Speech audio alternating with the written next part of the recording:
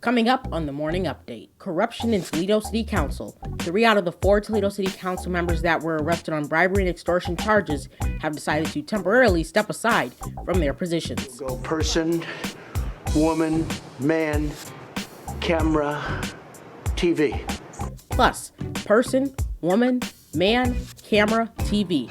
President Trump in a Fox News interview opened up about a mental acuity test he had to take.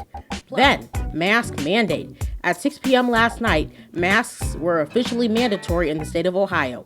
I have a look at the exceptions. And convention cancellation. The GOP convention was officially canceled, and now many are wondering, what are we going to do? Today is Friday, July 24th.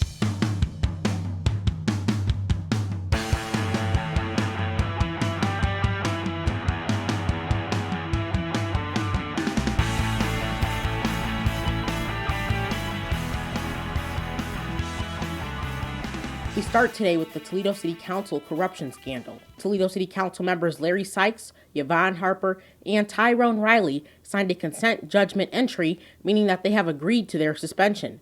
This isn't a resignation, rather the 3 of 4 council members have decided to temporarily step aside and refocus as this case develops. Switching gears to another corruption case on the state level. Ohio House Speaker Larry Householder and 4 colleagues were arrested for their involvement in a $60 million bribery scheme. This scheme involved the state's $1 billion nuclear power plant bailout. I'm calling on Larry Householder to step down as Speaker of the House and resign as a legislator. Along the same lines, the others charged today should step away from the political process. Neil Clark and Juan Cespedes must stop lobbying. Jeff Longstreth must remove himself from Republican legislative races.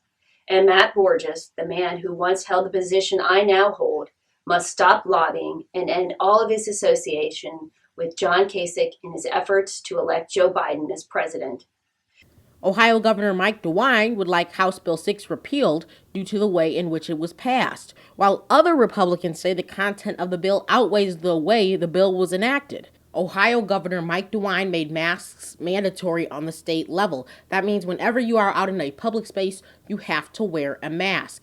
This order went into effect at 6 p.m. last night. As you might recall, Governor DeWine said that a mask mandate was never off the table during an address to Ohioans last week. There are exceptions for people with a medical condition, religious leaders, and those with a hearing impairment.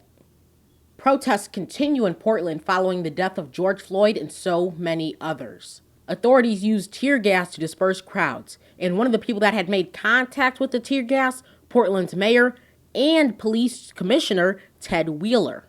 Thanks for joining me on this Friday. Remember, you can find updates on Twitter at Jaden_reports, Facebook, Jaden Jefferson, and Instagram, Jaden Reports.